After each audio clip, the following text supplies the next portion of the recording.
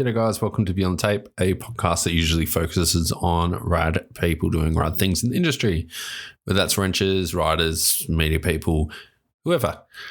Anyway, this episode is another episode of Tech Talk where me, Lachy and Mick catch up, talk a bunch of shit about a lot of other shit. This episode we talk a bit about the world champs, bikes, tech, the races, and the Australians doing well. We also chat about tyres a little bit, talk about frame, geometry and suspension and a few other things. We just kind of, again, just went on a random chat, which was sick. Before we jump into the episode, let me thank some sponsors. Lead Out Sports are they are the title sponsor of the Tech Talks. These guys offer some of the coolest tools, lubes, locks, parts. They just offer a bunch of everything. So it's pretty rad to have them on as the title sponsor. If you ask a rad question, you go into the chance to win a $100 voucher for their Pedro's tools. I've been using the Pedro stuff a bit and it's sick. I love that stuff. So pretty stoked on it. The next sponsor we have is NS Dynamics. These guys offer some of the best products in the country when it comes to suspension, tuning, or even just parts as a whole. One thing that doesn't get enough talk or is mentioned enough is the four-sprung tractive tune. These guys basically, four-sprung have a whole bunch of data from people, engineers, mechanics all over the world. They're teamed up with this massive computer company and they've put all the frames, all the tunes, all the riding preferences and terrain into this data sheet. And based on that, you can kind of work out what is going to be best for you. And using that, NS Dynamics customizes your stack, your shim stack and your shock. You get nitrogen charged bits. Like it basically, they just rebuild the shock to work sick for you. So if you want a custom tune shock, hit those guys up. It's going to be sick. I might actually do that on my Trek Slash. I absolutely love the Trek Slash and I'm stoked that those guys are on board with this podcast. It honestly just does everything I need it to. If I lock out the rear suspension, I can go on XC rides, even if I don't really need to lock it out, but I do like to do it. It feels like a big hardtail. Turn around, absolute bombs down hills. I've done big shuttle days on this thing. There's never a time it feels like out of its depth. It's super playful, super fast, super fun. I honestly can't wait to race it this weekend at state champs and, take it into the last position. But that is not because of the bike. Tailored Trails offer you the best experience when it comes to traveling Tasmania on your bike. Instead of worrying about accommodation, which usually doesn't exist, traveling around, trying to find places to eat, trying to find the good trails, take all that stress out of your way. Hit up Tailored Trails. They'll do it all for you and you can just get out there and ride. Sick company, good people, good trails, good times. Franked. Now, I've talked about a bunch of their stuff before that I've worn and a bunch of their cool stuff for men, but I've never mentioned their amazing women's range. Cut to really highlight the women's figure and form. It's not baggy. It's not super overly done. It's not just the old pink and shrink stuff. It's properly technically designed for women riders. So if you want to feel comfy on your bike out there, ladies, make sure you hit up Franked and get some rad kit. Crush are absolutely killing it in Australia. Australian brand, Australian designed, and I'm pretty sure Australian made. I've been using their Semenuk stuff for a while now, and it takes your stinky pads, your stinky helmet, your stinky kit, and makes it smell like bubblegum. So if you want to make your kit feel good, you don't need to go and wash your helmet every day thanks to its antibacterial properties. Honestly, it's a game changer. Everyone I've recommended it to, but they can't live without it now. So it's absolutely epic. Dirt surfers, man, they keep the mud out of my eyes. Custom printed stuff. If you want to support the podcast, head over to beyondthetape.com and get some of those dirt surfer mud guards. They're sick. They last forever. And man, they don't just fold into your tire, which is rad. And Fist, I don't need to say anymore. Fists just make the best gloves out there. I'm super stoked on them. Just got a fresh set of the Baxter Mayworld ones. Loving them. It's so good having Nala on my hands. I'm pretty sure I go faster. Anyway, that's enough from me. Thanks for listening, and I hope you enjoy the podcast. As usual, grab beer, grab a water, grab a wine, and dig on in.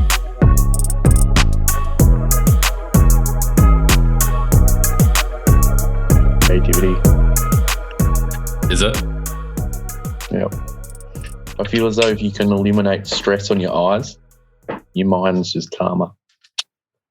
That's the most hippie thing you'll ever fucking hear me say, but it's true. Mick Williams sending out. Yeah.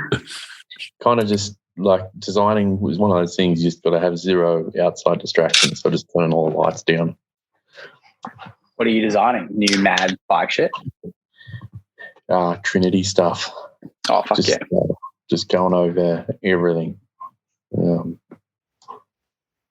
So, yeah. I've never heard you this chilled out before, man. You sound like He's had a couple of cones before you jumped on the underwater snorkel, yeah.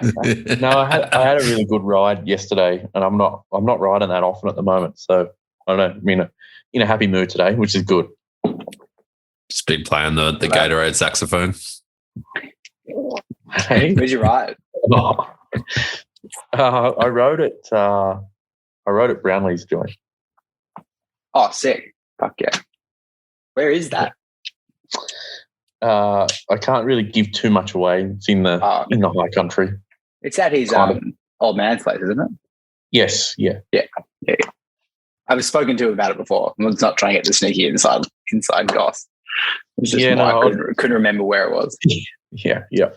No, it was real good. I rocked up. Jack Lum invited me out, and I just assumed that. I forgot that Sam was working up at Nowra or wherever he is. Oh yeah. I rocked up there. I'm like, "Where's Sam?" I'm like, no, it's just us.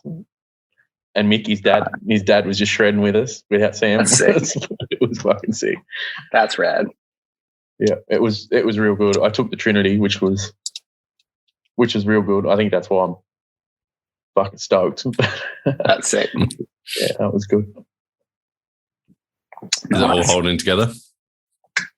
Yeah, I was stoked. I did 2 runs and then did a bolt check, but nothing was loose. And then just did like 6 or 7 more runs and didn't stop to check in. And then it's perfect. So happy days. Happy. It looks so good, man. What's that? Have you changed? So it looks so good. Have you changed anything on it, like since the show, or is it just good to go? Changed a few things. So it's just running single speed. Just because, like, I don't know, like single speed's good for it, I guess. But like, I kind of just wanted to eliminate as many variables as what I could, so I could like focus on the structural integrity of the bike. Yeah. So I just didn't want to have any fuckery. I wanted to basically be a BMX bike, so I just focus on the feel of the frame and whatnot. We've got the chain line on this one just to do with like the pivot axle, head depth and whatever. Was just kind of a bit of an oversight. So the chain ring we've got on it, we've had to go to like a 6mm offset, but actually flip it around so it's got positive offset. It's actually pushed out. Yeah, right. Just to get the chain line right. So that's all addressed in V3. I think you might have noticed at the Handmade show, Lachy, how close the chain ring was. Yeah. So, I didn't really want to ride it with it that close. Like, you get away with a 0mm offset, but without it touching, which is cool. But I didn't want, which I don't think it would, but I just, again, kind of wanted to eliminate those external factors. So I didn't want, say, the rear end flexing enough to hit the chainring, because with a 0mm it was very, very close. So yeah, Nigel had a spare 6mm offset floating around, so we just turned it around, which would be a bit weird if you had gears. I think it might struggle kind of with chain retention, but it's fine with single speed. But other than that, it's exactly the same as what you saw at the show. Sick. What I will say is, for the first time ever, I felt like I was over braked because I had a 220 rotor on the front. Oh yeah. And yeah, those puppies have some stopping ability. Mm.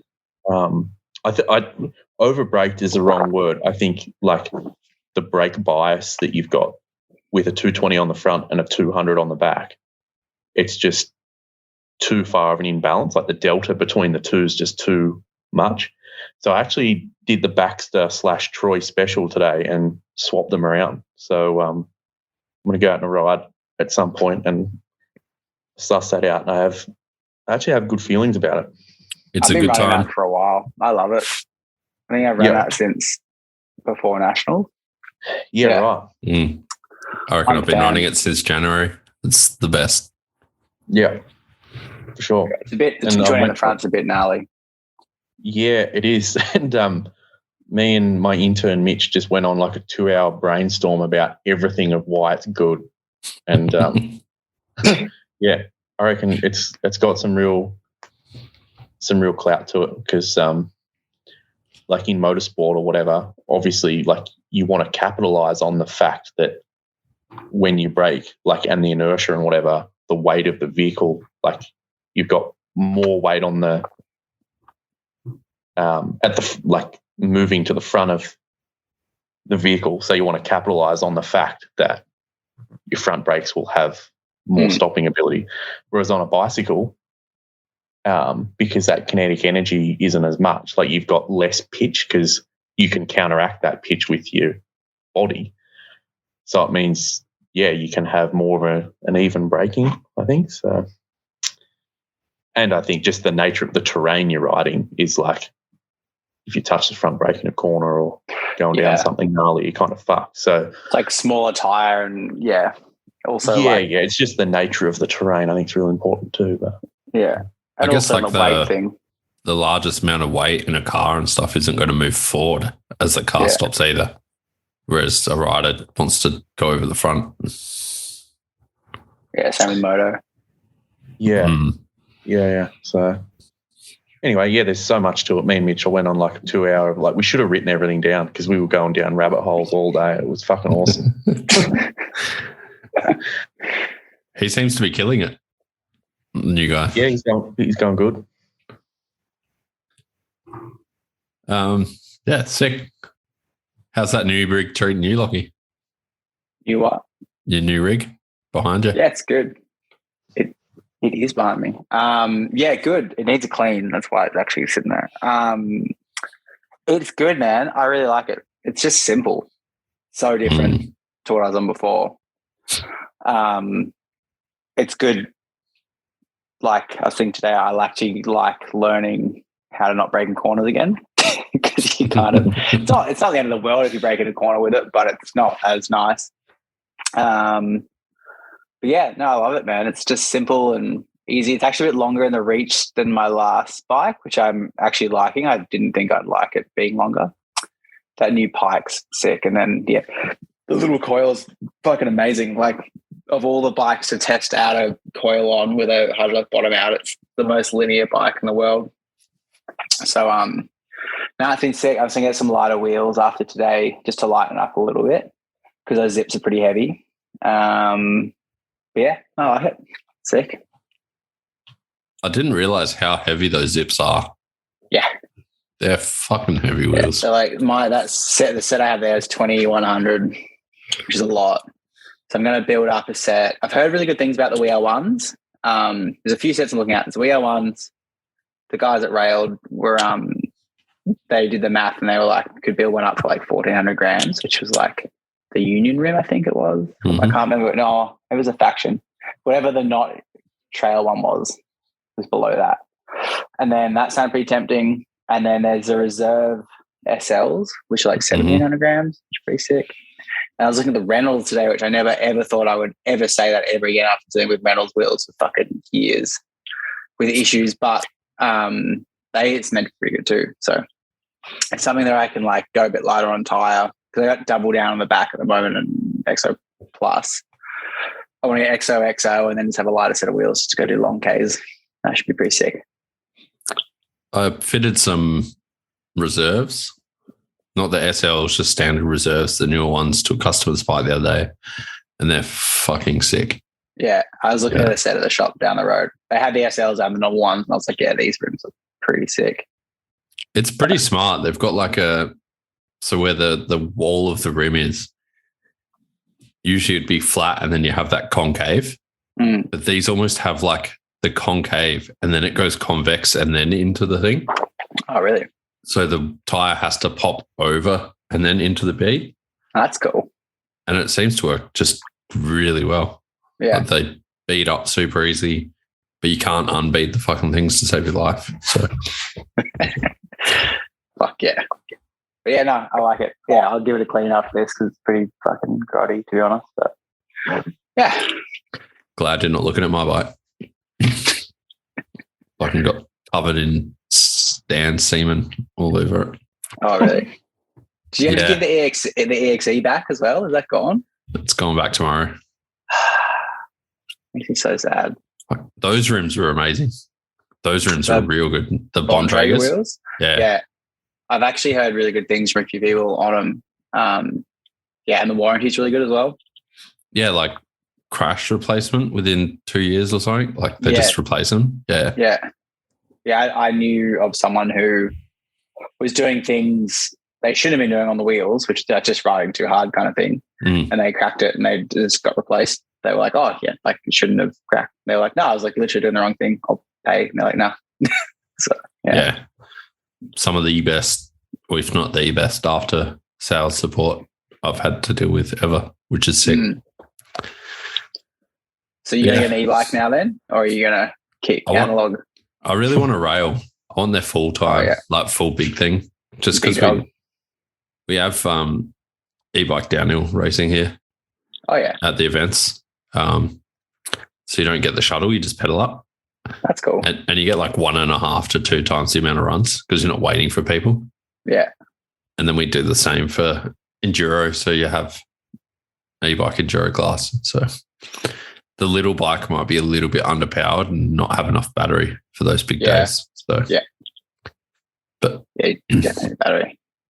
Just even like because I'm time poor now as well. Like being able to go and do more in a shorter time is very, very appealing to me. Yeah. I rode with a few guys with e-bikes on the weekend. It was sick because everyone rides together, you know, whereas normally that probably wouldn't be the case. You're waiting for some people. And that was sick. And then trying to keep up with Dylan was on his. Me and Ben were trying to keep up with him. Fuck, it was a workout. Like it was sick. I want to start doing more of that, I reckon. Yeah, I know our team riders have been kind of out riding with our boss and he'll take out the e-bike and then they'll just try and keep up with him for the whole climb and stuff. It's really good training. Was that Baxter's ride? Baxter's ride. Was that the ride with like Baxter and Connor Griffin and a bunch of crew the other day? Nah, that was the week before. Okay. I remember now. Yeah, I think that was the week before. Yeah, we rode with Dylan and watched World Champs on Saturday night. And I got very, very drunk. But yeah, it was a sick ride. Like I wasn't expecting to do actually I want to say decent. I wasn't expecting to do a hard ride and I was actually pretty fucking thinking at the end. So yeah, it's good. Yeah, I heard you had a couple of White Claws and a couple of margaritas. Yeah, made some margs, bought a bottle of Patron Silver and felt like shit yesterday. That's why I went for a massive ride today and just sweated out alcohol for an hour to start with and then I was all good. Yeah. Oh, fuck. Should we talk about champs then? Yeah. We'll just keep on rolling. Actually, before we do, just real quick, did that little piece of titanium rock up to you, Lachy? No, I'm intrigued because I don't know what it is. Oh, it's just it's an 8-bolt direct mount adapter for your center hub. Oh, stop it! Oh yes, just for you. Yeah, sick. Fuck yeah. Well, I made a bunch of them, and no one has bought an 8-bolt yet. Oh really? Trams popular.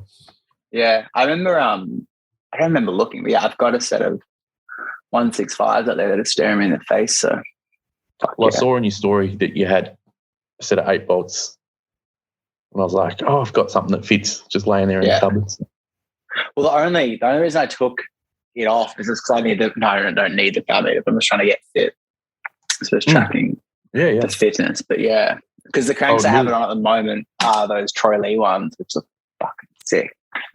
They do, But to save a bit of weight with the old 8-bolt XX1s, which are quite nice.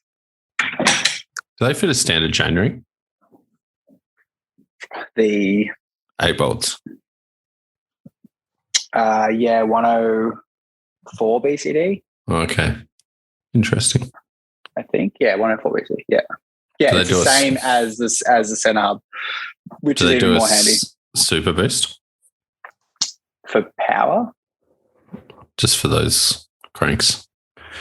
Because getting super boost carbon cranks in 165 is near impossible. Oh, for the Troy Lee ones. I don't know. I just want, it's just hard to find carbon cranks in a 165 for super boost. It's really good. Yeah, I don't know. I'd like to say I could look, but I actually can't log into anything to help you look right now. But I can ask. Is that weird? It is actually, yeah. Normally I can jump on like Connect or whatever, but not anymore. It's really strange. But yeah, I'll ask one of the boys. They'll probably know. Yeah, I can find out. I can give them a call. World champs. You guys did you watch it, Mick? Yeah, I did. I didn't stay up. I didn't stay up. I've been really trying to focus on my sleep lately because I haven't been very good recently. But I did watch it. I watched it yesterday morning, the replay. It was pretty sick. What did you think of the track? I thought the track was wild. I thought it was really, really good. Obviously, that's just from watching on the couch. But I think the feedback from the riders, everyone thought it was pretty sick, and it certainly translated that way through the screen too. I thought it was good. Like Lachy is always good, I think. I don't know. Obviously, that whole region has it going on for bikes and whatever, and the people that hang out there and all that stuff. I think that'd have to try pretty hard for it not to be good. But yeah, I think it just had that mix of high speed and technical and all that type of gear. So nice to see that the race organisers actually listen to rider feedback as well, which is fucking rad. Like you don't usually get that. You know what I mean? You go to like League game every year and they've made something heinous and it sounded like everything they changed was from rider feedback, which I think is really cool. And the track look, it was funny, like a lot of the changes they made to kind of slow it down a little bit more, and then it kind of seemed like it was as fast, if not faster. Dude, it was so fast. It's bullshit. Yeah. So, but that track's hectic. Fuck, the crashes as well were just brutal. Like it seemed like people would just be pinned and they'd just hit some random route and just death. Yeah, Jackson Goldstone's one. Oh, I didn't see his. I haven't seen his either. See Hayden Steeds in practice? No. Oh my God, he did well to get up. Well, congratulations to Hayden Steed too. He did well. Representing New Zealand, killing it. Yes. Yep. But shout out to, I guess, local Melbourne boy. Even though he's representing New Zealand, yeah. I'm just trying to look up his crash. Is it on his Insta? Yeah, I'm trying to find it. It was actually on Win TV. Oh. Win gets everyone. He must be like a magnet for crashing, hey? I think if you like him and just know the races so well and the lines and whatever, he just seems to be stopping and filming at the place that get best crashes. It looked so brutal. It was that section. A few people crashed there. It was like, it kind of had like a push turn down to the right, and the fast guys are like pushing out and going like up high to the left over routes, and it was just like one of those unweighted route traverses that you couldn't do unless you were going 100%. You really had to sort of squash that berm and get it to chuck you out and get up over the routes. And it was in the morning, like the practice in the morning of finals. So apparently they had rain overnight before finals. So like the first dudes on the track. Like, did you see the footage of the juniors in the morning of finals? Oh, dumb. Yeah. Oh, man. Full Bambi on ice, hey? Yeah. Yeah, pretty much. Did you see on Vital Raw that chick's crash where she did the road gap and then her front wheel practically folded in the berm afterwards? I'm back. No, I saw a heap of crashes there. I can't remember a folding wheel. Oh, you'd remember it. This wasn't the chick who crashed. Yeah. Oh, man, that was the worst thing I've ever seen in my life. Don't look it up and I don't like watching crash stuff. Like, I don't mind it, but apparently she's fine. But really? like she was okay for what happened. But what does that mean? Like, is she snapped in half or is she? She should be collarbone for sure. Like, she should be like, her legs should be one way and her head should be completely off her body. It was fucked. Yeah, that was not cool. It was like the first clip on a Vital Raw, I'm pretty sure. It was, yeah. Yeah. It's kind of disturbing they left it in there. Like, it was fucking gnarly. Yeah. Did you see the photo of her wheel after it? Yeah. And it's just folded? Yeah. Proper fuck. Like, the forces in that drop and obviously the berm after are just nuts. Like, I don't really like that section of the track, to be honest. I don't think it's very safe. It was safer this year, but safer, but yeah. It's still sketchy. It's just weird though, because it's like you drop, right, and then the corner's right there, so everyone's braking on the down ramp, so it's loose. Like, I don't know. I get it. It looks cool and it's really good for spectators, but I don't think it's just a safe thing because you've got to be on the brakes. It means that whole landing is going to be soft. You're talking about the road gap into the left, hey? Yeah, yeah. The other thing, like, I thought it was kind of a cool feature. The corner looked like it kind of faded away. Like, I saw a heap of people commit and it looked fine. And then a lot of the time, one of two things happened. A fair few people actually went over the berm because it's like the exit faded away. So they kind of committed and then just kind of went over, or committed and realised they were going to go over, so tipped it in and lost the front. Yeah. So I think it would have been possibly better if they had it more banked on the outside, like on the exit. Yeah. So you actually could really tip it in. I saw a couple of people doing like more of an inside line, which looked fucking gnarly, but because the berm was just straight.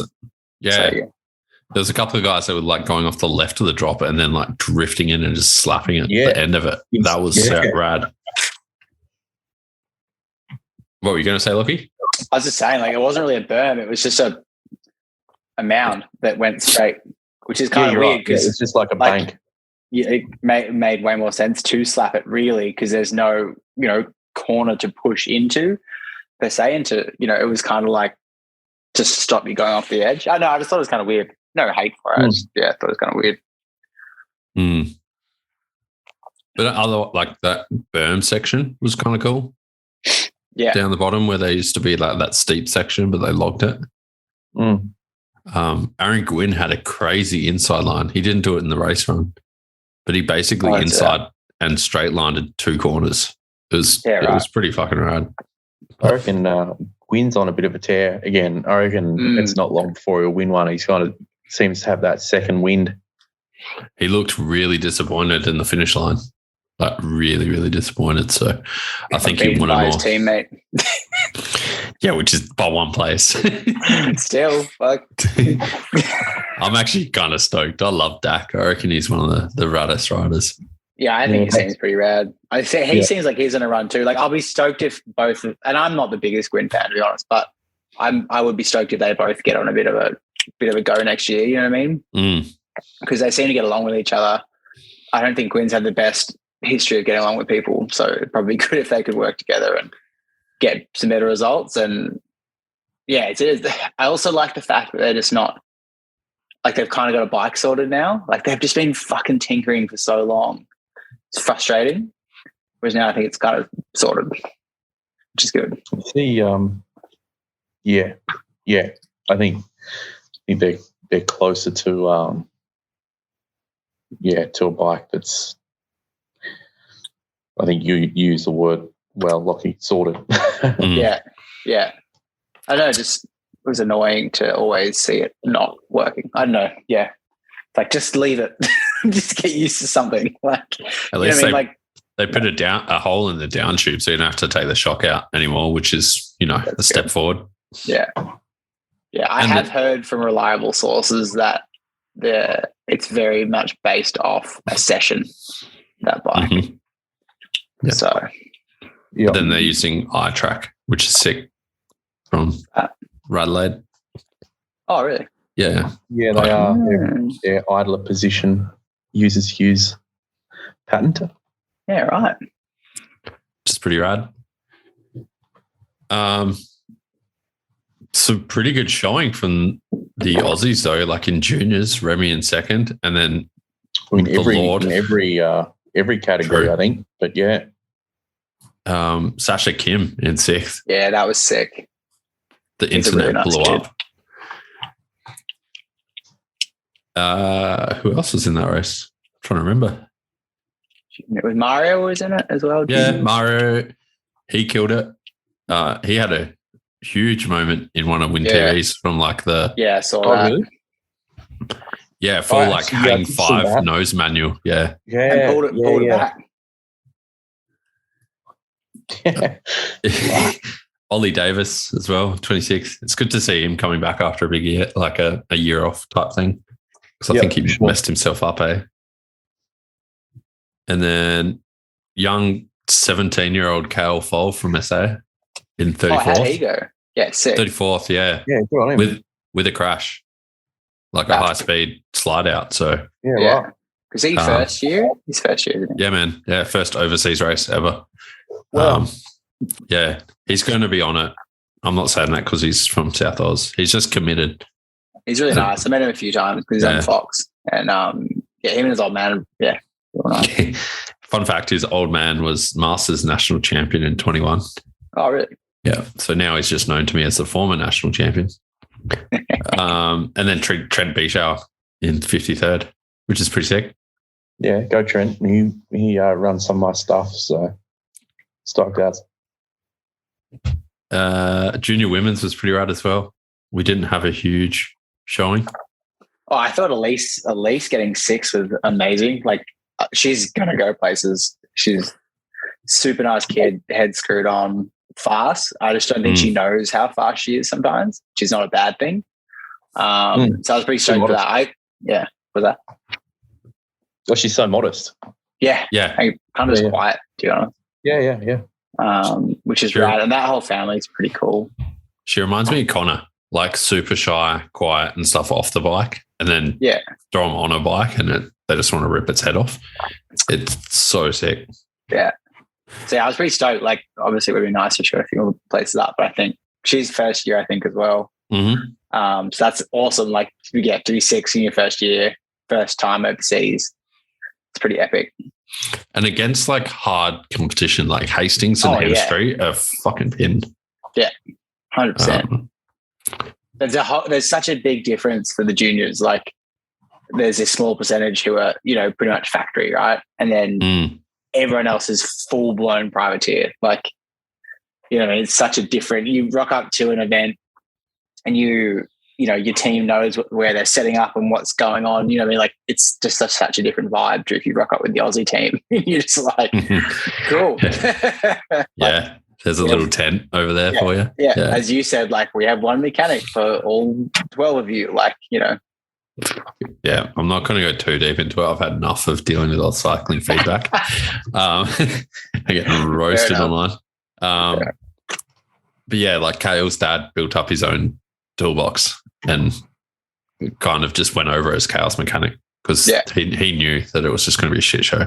Yeah, it's been the same for years. Like AJ was, I think AJ was the mechanic for the team for a few years, and obviously I think he cut his teeth there really well, and that's helped. But yeah, it's never easy.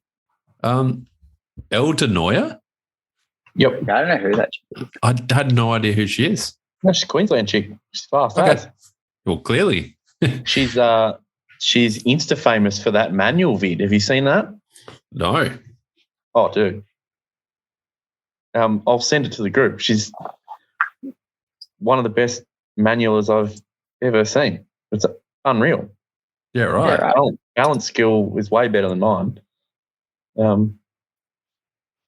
Yeah. I mean, that's a good metric to go by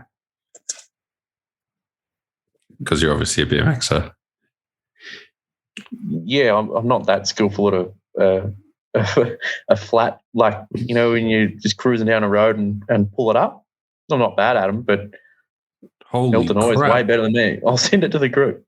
Is that the one on a Gambler? No, on a yeah. Yeah, she's doing like 40k an hour down the road, just holding it. Yeah, she's got a few of them, but one in particular is. Sorry, got that wrong. Trek, not Gambler. Oh no, she's not Gambler. Yeah, but rad showing from her for sure. I haven't even. Yeah. I've got my ear to the ground and I've never even heard of her, so that's rad. And then Connor Milk as well. I think first year. Yeah, Connor's first year over there. I saw her mum's over there. Jodie, who's rad as well. So yeah, that would have been a good time, I reckon. And then obviously move up into we'll just blast through these, but elite women. Ellie Smith, absolutely slaying.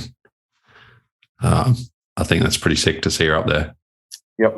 And then on the range, DH. Yeah, she's run some sort of link from someone. Yep. Yeah. Can't remember Wayne's Racing Products or something like that. Yeah. Yeah. He does it in his backpack next to his EB Falcon. Old Wayne's Racing Products. Yeah.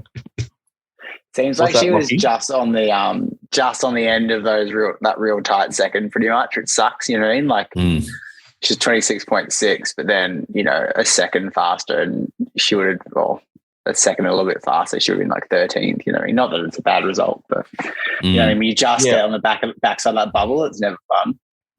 Yeah. I think and this isn't just with Ellie. I think there's a whole crew of those type of people who have just kind of discussed that with a little bit more international racing. It's like, I think that's the bit that you kind of forget. You're like, oh, these are sick results. And then a lot of these people, it's like their first time overseas. It's like, what? You know? There's something to be said for people chipping away, but at the same time, you know, if people do go first year and get good results, it's obviously a way better testament to their skills, I feel. Honestly, I think Ellie hit those jumps some of the best out of those women's too. Like at the last few jumps, she was absolutely pinned. Yeah, which is sick. And then Cassie Voicey had a bit of a crash and she's injured, so Healy vibes. Elite Men was pretty rad with Troy Brosnan in fourth. Pretty stoked to see him back. I'm so stoked to see Troy back. So stoked. I honestly, like, I had a bottle of Moe sitting in the fridge to crack open when he won. I was like, he's going to win. And it was close. Yeah. Yep. Like, I think after that whole, you know, after the crash thing at Nationals, like, you know, he kind of could just focus on it. And you know, obviously he didn't come out that way in the end, but like fourth is fucking epic. Like, you can't be upset about that. So, yeah, and I think his trajectory was going really well from doing the other races as well. You know what I mean? So, yeah, that French 1, 2, 3. It's pretty good outing from us in that as well. Like, Kai is riding so well on that new bike.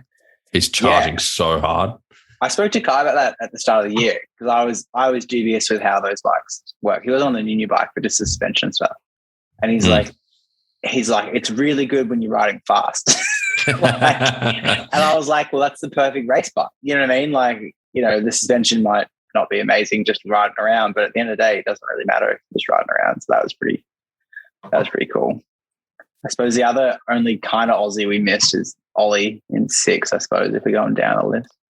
Pseudo Aussie. I was pretty stoked to see that. Like, I don't know. We've talked about it a lot before, but I'll say it again. I'm stoked that those boys have kind of made it happen, and for two reasons. I'm stoked they've made it happen, and I'm stoked for them as well, because it really reinforces that no one's got an excuse. Like, they've just gone out and made shit happen. So, yeah, props to them. I got a lot of respect for that. Yep. I'm so stoked for that guy. Every time I see him on the hot seat, just makes me so happy. He did the same thing as, what was it? Anyway, I can't remember the exact World Cup, but a couple of World Cups ago, it was a similar type of story. He was on the hot seat for that long. It's like, it's pretty good. Like, you're seeing big names come down and he's still up there. So I think it shows what more support can do for a rider as well in some ways. 100%, man. Like they did that video at the start of the year when they were doing like the Helens suspension testing. I can't remember if it was him or Ben. I was like, this is the first time I ever tested suspension. I was like, holy shit. Like, I get it. Like, if you don't have the setup, like, you can't do it. But I was just like, fuck me. Like, that's going to make such a difference. Do you know what I mean? Like, just knowing, even if you end up back on the same setup you were at the start, but having the confidence that it's good, like, that's massive. You know what I mean? So it's cool. That whole union setup, I think, is awesome as well. Like, and it is a feeder. Development teams. Yeah, it's a feeder team. They know that, and it's sick. I rate it. So, There needs more of that in the sport, you know what I mean? Like, set up these teams that people can get better results on, but obviously not going to be on bulk cash. But I feel a lot of those have kind of gone away now, except for like Union and maybe like, NS. Well, I think, and the other thing is too, it's like what I think is cool about is it is kind of like a satellite syndicate team. Like, there are those smaller teams that exist, but they're kind of, I don't know, they're on like some really wacky European manufacturer with like just, you know what I mean? Like, the crazy Euro teams. Luke Smith is having an absolute terror of a year this year. 19th at this race. Dude's fast, man. Those two are so quick. And just, I think I said it before in previous episodes, they're just nice kids, man. Like, yeah, they are. I love seeing them do well because, like you said, Lachy, it is good kids. Yeah. I can't remember if I mentioned this to you guys in the last podcast, and it still reigns true after the last EWS, but he's only lost one EWS stage this year. Yeah, that's unreal. Stage, So he's won every single stage this year except for one. I wonder what he'll do next year then. Like, I wonder if it gets to a point where he has to make a choice with what he's going to do, or it'd be interesting. Depends what he's riding, I guess. Yeah. Dean Lucas, 27th. I thought that was pretty rad. I'll talk more about him in a minute because I think he had the best bike and kit. Yeah. For sure. And then huge kudos to Jackson Frew. Like, was he broken shoulder or broken collarbone or something? Like, pretty busted up from Crankworks. Yeah. Like, pretty messed up, and then managed to make it happen. Fucking hell, I didn't know that. And then the mayor of Maydena, Dan Booker, 47th. I liked reading Booker's post he put up the other day, like, just about his run. Like, he's just stoked. Like, 47th in the world is fucking amazing. You know what I mean? His time was good. But so many people would just have, like, a fucking sook about stuff. You know what I mean? I've got to admit, like, I totally second that, Lachy. Like, and it's not having a crack at anything, but, like, totally agree. Like, I've seen a few posts come up where people are like, finished. I'll just pull a number out, but say like 30th, and they're kind of bummed, like, this or that or whatever. I'm like, fuck, dude, I'd give my left nut to come 30th in the world. Like, and like when Booker comes out and says stuff like that, I think that's why everyone loves Dan Booker, because it's like he's just a fucking good lad. And yeah. It was just nice and refreshing to see. I heard Bernard say something on a podcast not too long ago, or no, it was a YouTube thing about like juniors and like, juniors shouldn't, come across the finish line and, be whacking the handlebars and all that kind of shit. And I was like, it's so true. Like, they should all be stoked. I think you said that on the Dean Lucas podcast. Yeah, that was it. Yeah. Particularly if you've got a ride, that's the thing. Like, if you're on a factory team, like, But I'm sure a lot of those people too, like if you crash and stuff, it sucks, whatever. I'm sure a lot of those people actually have good runs. And they're just a bit bummed at the time, but it'll come with time. So, yeah. I think it resonates all the way down into juniors in general when they're on a $7,000 dual suspension bike and they are complaining they're not fast enough or something. And I'm just like, man, I was on a $1,200 dirt jumper at your age. Like, what the fuck? Yeah. It's funny. Yeah, more positive vibes with people, please. Definitely. 100%. What was your favorite bike from the weekend? Because that's all I really care about. I have to say the Canyon bikes were my favourite, just in general. So I like raw, black or silver. You cannot go wrong. It doesn't date. It's just sick. I thought, honestly, like I like Troy's bike was my favourite. I did really like, the only reason it doesn't get the number one vote is because it's Fox, but the other collective teams ones which had like the chrome lowers. That was sick. But I know, like I kind of like Troy's bike. I feel the whole kind of vibe this year, there was a heap of different stuff as opposed to just national flags. I kind of like that Troy's has had a few little touches. It had that nice top tube. It had like the mechanics' names on all their bikes as well. I thought that was a really good touch. Was really cool because it is such a big thing for them as well, which was pretty sweet. I was reading the pink bike thing the other day, and it was like 15 world bikes, and it was just like 10 common sales and like 5 normal bikes. I was like, I could not believe how popular those bikes were. But the common sales seem to be the ones who really did the whole national colours, I think, the best. I think Vergier's bike gets an honourable, like that's a rad bike, but it wasn't a world's bike in my head. It's just a Project One paint job. The other ones that I really like, and I just like the team, I reckon it's fucking cool, but Pivot Factory Racing, dude, like Eddie's was sick. Eddie's is rad. Yeah. I really like Bernard's as well. Bernard's is real nice. Like, I thought Bernard's came up a treat. I love a white bike, so that was pretty awesome. I just loved Jenna Hastings was really cool as well. Yeah, I loved how they were both race cars, and then Hastings is the movie cars. Like, the only downside to her bike is the paint job where they spelled Lachy wrong. Yeah, let's get some. I can't stand Danny Hart's bike. Like, that's just blew my mind. It was terrible.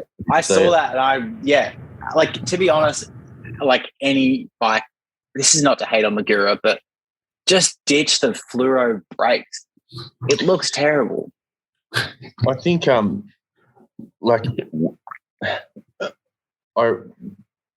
to second sort of the point where I said before, like raw, black or silver, you can't really go wrong.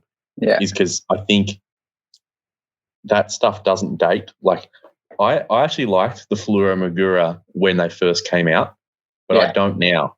And I think it's because it dates. Like, you look at it and you're like, fuck, that's so 2019. Yeah. It's same with like Fox Orange. It's the same with Red Lyric, right? Like, I don't ever want to see a Red Lyric ever again because now it's green. You know what I mean? Like, what do you think about, it'll be the same with the Pistachio 38 too. Yeah. I've never seen one in life. I haven't seen any of them in real life.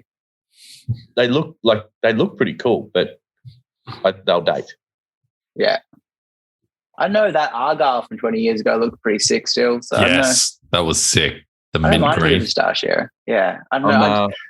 I'm just going to take a leak. I'll be back in a second. I'm busting. Sorry. You should be. Just pee in a bottle, mate. I was about to say, be dedicated, mate. You're already in a dark room. We can't see shit. No. If it was light, you wouldn't be able to see what I've got. I think just with that Magura thing, like, if it's a world's, like, Fox is letting people paint their lowers, right? You know, off the orange color for worlds. So let the riders have a crazy color caliper for worlds, and it probably wouldn't stand out. You know what I mean? Like, super bad. Yeah. 100%. I did really, I like where Dean Lucas has gone with his stuff. Same. Yeah. I really like that bike. I definitely would be in like my top 3. I just hate green and gold. I know like that's super un-Australian, whatever. It's just, I hate it. It doesn't really mean anything. I do like green and gold, but it's got to be done well. And I think there's not many ideas left to do it well.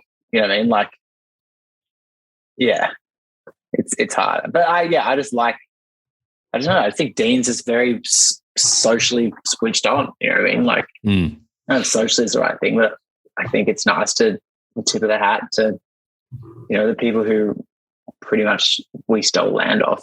You know what I mean? Like, I know. Yeah. It makes so much sense. Yeah. And like I went through and like started following the artists that he used to do the design and everything after. Like, I don't know, I thought it was really cool. I really liked it. He didn't make a big song and dance. Like, I don't know how to say that. Like, he made a song and dance, but it wasn't like, I don't know, I thought it was done well. He wasn't trying to get attention for himself off it. And then the bike and kit combo I thought was cool because they both matched. I don't think anyone else really ran a setup like that. I think he just does it because he thinks it's right and not because it gets attention. Yeah, exactly. Yeah, that's a better way of wording it. He's got the haircut for attention, so he doesn't need to do the rest. That's true. That's very, very true. But speaking about matching kit and bike, at least for practice anyway, but I thought Laurie's setup was pretty sick. Yeah. Laurie Greenland. Yeah. I actually had my money on him to possibly win because he was going so fast. Yeah, he's been on it, hey? Yeah, dude. I think people forget how good he was as a junior. Yes. Yeah. Well, he's just like he's like Bernard, right? Like he's just a really, really good rider, like at everything. And I know when he's on, like I was at Valli Hoel when he won in 19. Yeah. And like he was going so fast. Like don't get me wrong, other people could have won, but it was like he was clearly most consistently fast on the hill. It was like, holy fuck, Laurie's going quick. I reckon it's going to be between Laurie and Bernard Kerr at Valli Hoel. I reckon they're going to be fucking on it. Well, yeah. But we'll see. Did you see what just came up in Pink Bike from the fines issued from World Champs? People who didn't rock up. Hey, no. Oh, far out. So it's like, this is the rule. Unless prevented by an act of God, a rider once announced as taking the start and who fails to present shall be liable for a fine of 500 to 5,000 Swiss francs. An injury or sickness shall be recognised as acts of God only if the rider is declared incapable of taking the start. One of the riders is from Ukraine. Are you fucking serious? So you got Tani Seagrave. And Tahuto. Yeah. So they're both injured. Yeah. That makes no sense. Yeah, right. UCI. Let's not go down that rabbit hole, but yeah. Yeah, governing bodies are just doing my head. Yeah, man, governing bodies are just doing my head in at the moment, and that doesn't help. What else? Oh, that's what I wanted to talk about. Low key, but not low key. Best crowd ever at a World Cup. Yeah, 100%. For me.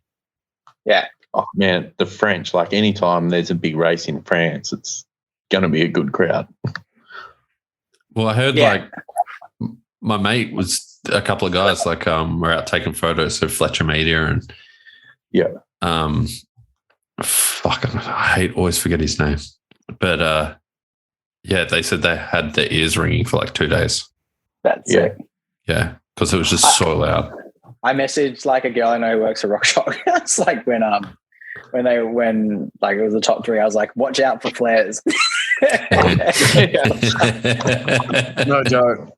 Yeah, but no, definitely that was the best vibe I've ever seen at a race. You know what I mean? Like ever. ever. And I was listening to the Downtime podcast today, and like Nico was talking about it. He's like, you could hear the wave as people went down the hill when you're at the top from every different section they rode. And I was like, fuck, that's pretty cool. Like you'd never see that in Australia, man. Like, yeah. Dude, it's a bit like for that reason, like it's the best sport on earth, I reckon. Like it's so sick. I remember like coming from BMX racing, which depending on where you're doing it and whatever, sometimes it can be pretty narky.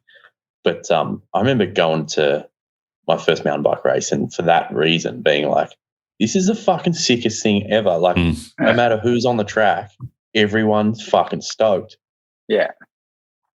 Which is so cool. And then like when Amory came across the line and obviously being the last rider and then Loic getting up and whatever, like just instantly like just everyone just flooded the track. Yeah. That was such a good like meme video thing made of that. I saw this before with the fucking what's that movie with Mel Gibson where it's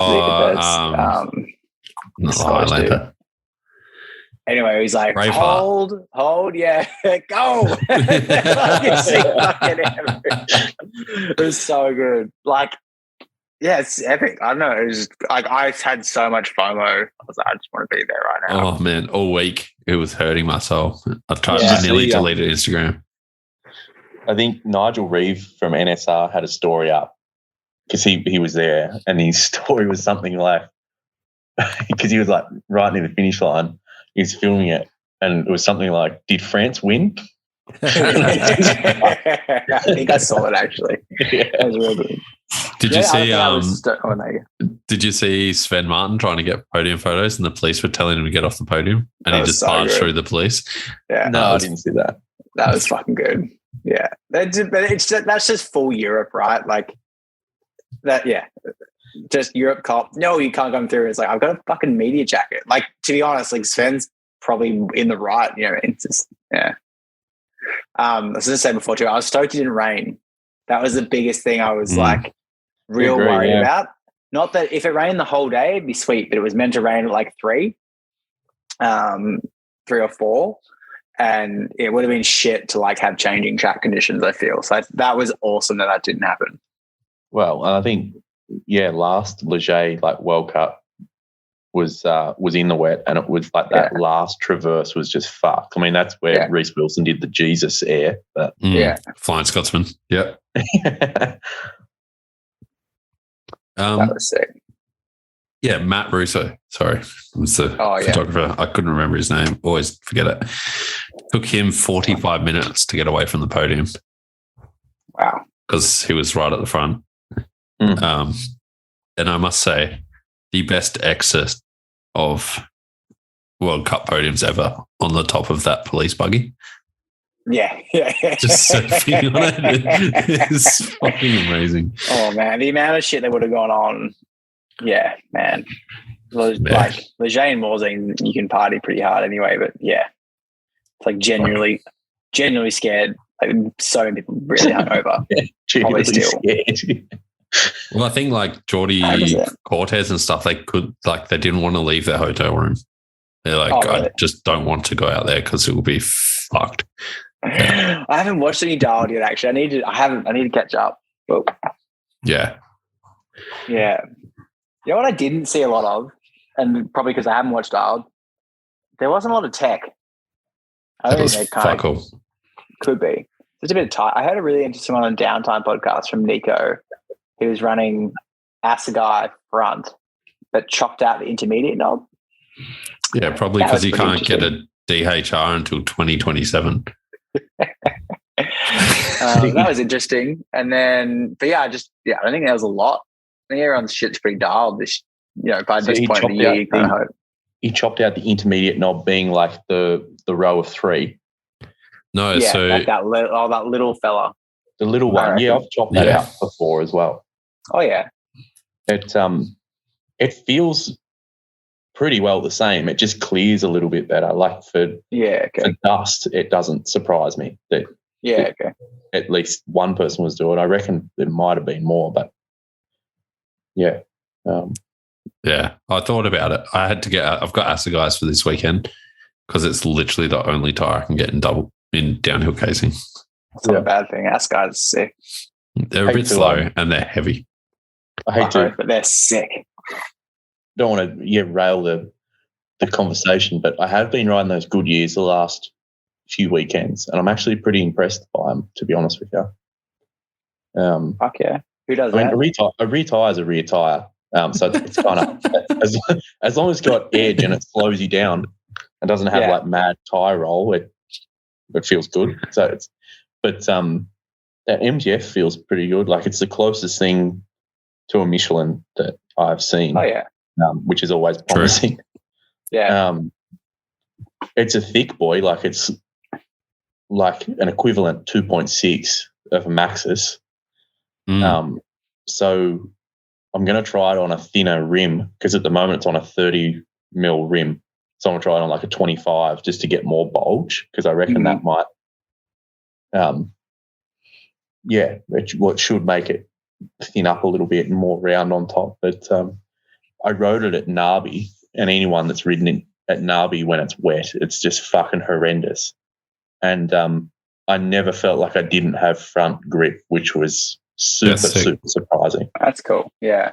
There was a couple of sets just before I left, and I was going to ask if I could grab them, and I couldn't bother in the end. But they look good. Like the rubber feels soft for sure. Yeah. Which is only 2 sets into work, and they look sick.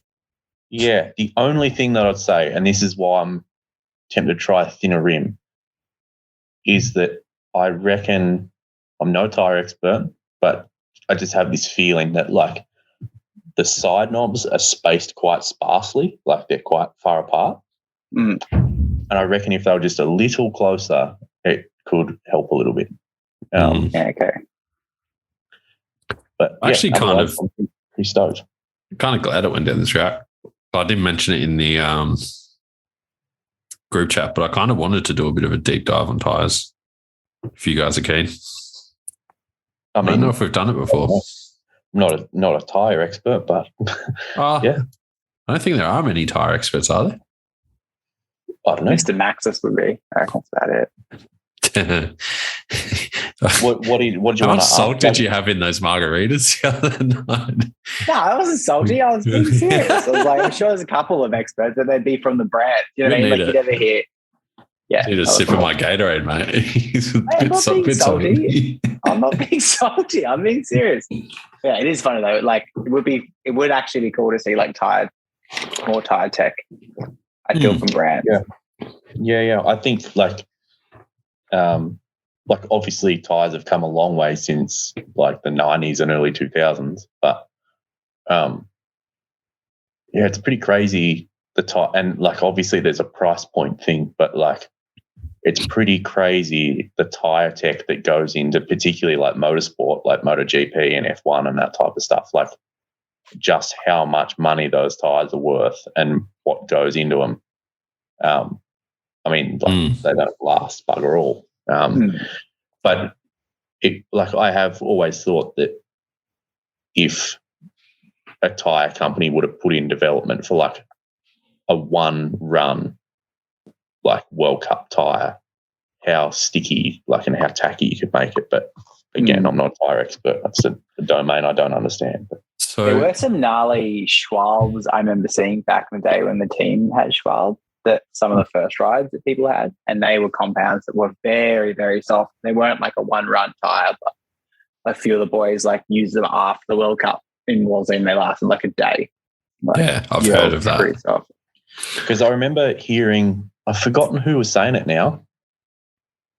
It was on a podcast I was listening to probably 12 months or so ago, and it was regarding the AusX Open, when the AusX Open would have been like late 2000s or like mid, 2010 or whatever, and Chad Reed was out riding and apparently had like stock tyres or whatever and was on the phone to like the team or his mechanic or whatever, and he's like, you've got to get me those tyres, because they reckon that because they called them like cheater tyres. Like I've heard Ricky Carmichael refer them as cheater tyres. And on Supercross, which is like fuck all. You're talking like under a minute laps. Yeah. These guys are taking out like 3 or 4 seconds a lap. Wow. Yeah, insane. I can't remember what podcast it was, but they had Vital Chamberlain on. Sorry, it might have been Vital, but they had Aaron Chamberlain from Max's on. Mm. And they have race day only tyres for some of the athletes. So there is, really? That sometimes you'll see it's like ZE on there. Yeah. So that's like a downhill, but then with an extra left double down kind of casing. Like it's bullshit stiff for high speeds. And then they do like a lighter 120 TPI tyre for XC riders. Yeah, right. That makes sense. Yeah. They don't sell them because the 120 TPI will last like 200 meters for most people before it bunches. People would probably still buy them though, but and then be like, why the break? Yeah. What are you running on yours at the moment, Mick? Other than Goodyears, what's your usual go-to? I'm generally interested. On a personal bike, like at the moment, I've got Maxxis on everything.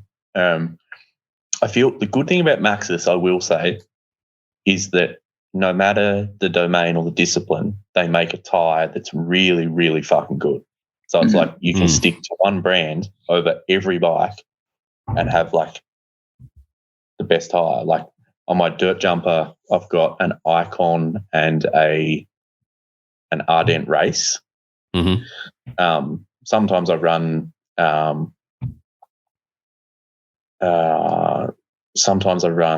like 2 Icons or even like a high roller 2 on the front if I'm doing like slalom or something. Yeah, I remember that. Yeah, high roller, like I'm not going to vouch for it on any other type of ride because I haven't ridden it on any other type of riding. But a high roller 2 on the front of a slalom bike is really fucking good, I reckon.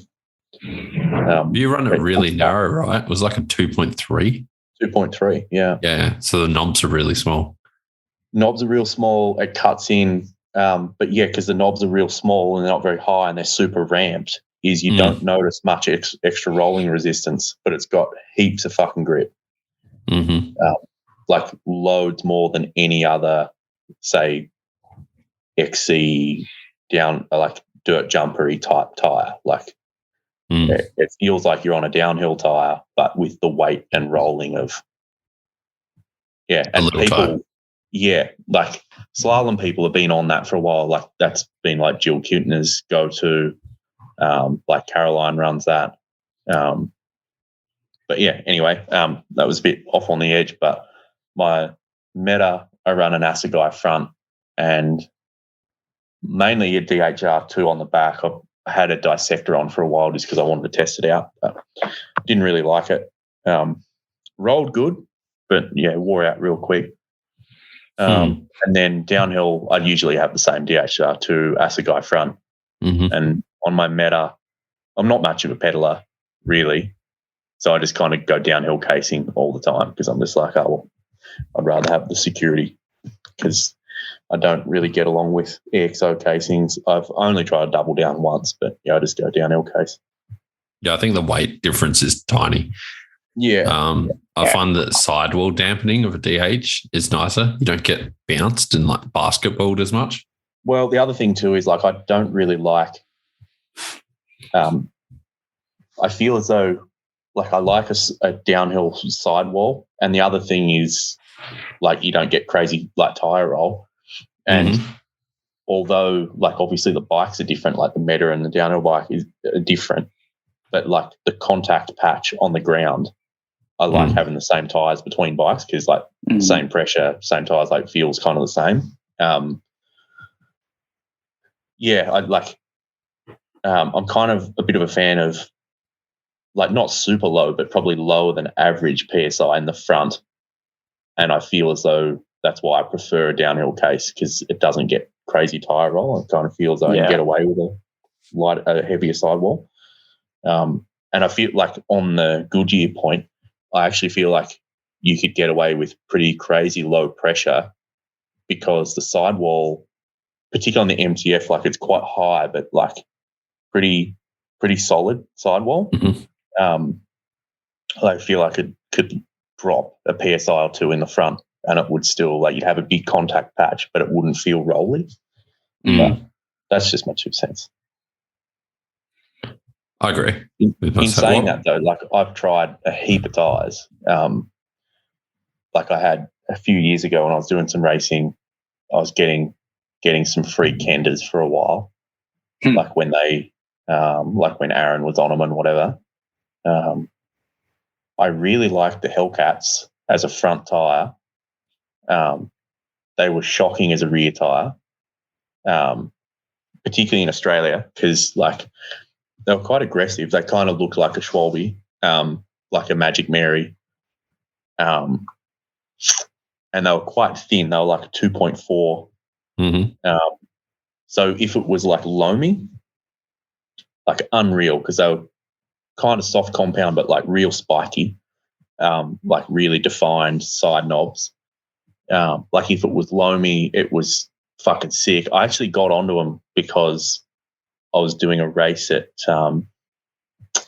Mammoth, and like, I don't know if you've seen footage of Mammoth Mountain, but it's like pumice, like it's fucked. Like, I could hardly ride down the hill, dude. I felt like a fucking kook. I was like, what the fuck am I doing? And then one of the guys I was traveling with, he's like, dude, you need to be on like a wet tire. Like, you need spikes to fucking get in this thing. And Roger Hernandez, who's like the marketing guy from Kenda, USA, he gave me a bunch of tires, and that's kind of how that relationship started. But point being is, like, that weekend it was night and day difference. I had a DHR 2 on the rear and an Assegai on the front, and they were just like floating in the pumice, like it was fucking unrideable. Whereas the Hellcats, yeah, they were almost like a kind of like a wet tire. And yeah, they just cut in real good. And I rode them for like 2 seasons. Anytime, like, I remember doing nationals at Bright, and on the front it was all right, but on the rear it was fucking shocking, because you'd hit like that hard pack shit and you'd like lay it over on the side knobs, and the side knobs would just roll, and it felt horrendous. I don't know. Apparently they put a fair bit of development in, but yeah, I never really ran them after. I probably ran them for 18 months, I guess. But I actually liked their 2.6 more. I ended up running a 2.6 on the front, and it was like real rolled over, and I actually really liked that. But anyway. Kenner's tried, I'm a massive Maxxis person. I try other tires. Like, we were on Schwab for a few years with the team and stuff. I actually really liked Magic Marys. They were sick. But I think it just got really hard to get them in Oz, and that's why I'm going back to Maxxis. But yeah, Assegai up front, that's a big one. Like, I just like, when I first got them, I couldn't ride them. I was like, these are shit. Everyone's been talking them up. And it's because I wasn't leaning the bike over enough. And I think they're really well designed for a 29-inch front wheel. I don't know how they got on a small wheel. They're probably sweet. But and then on the back is usually Dissector. For like Red Hill and stuff, it's pretty perfect here. Or a DHR2 on the back. And I've actually got a 2.3 in my stash up there, which I want to try out as well. So for Lake Mountain setup, which would be sick. And then normally double down in the back and Exo Plus in the front. Just for everything, to be honest. Like with the motos, like I don't have issues with punctures and all that kind of stuff, so they're pretty sweet. But if I was on different wheels, I'd probably, like, I've got alloy rims over there, the DTs. Like, I just run downhill on those.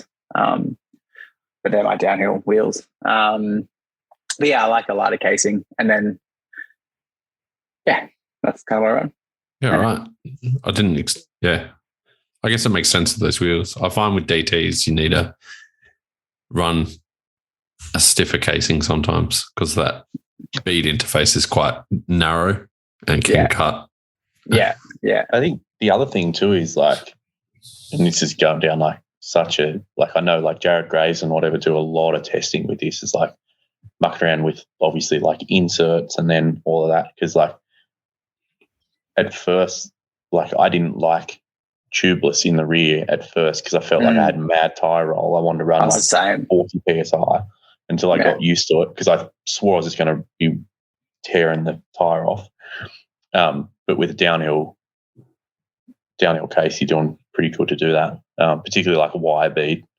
But say, like, for instance, like my dirt jumper, that's just got EXO case on it because you just want light tyres. But like even just running tubes just changes the whole feel of the bike.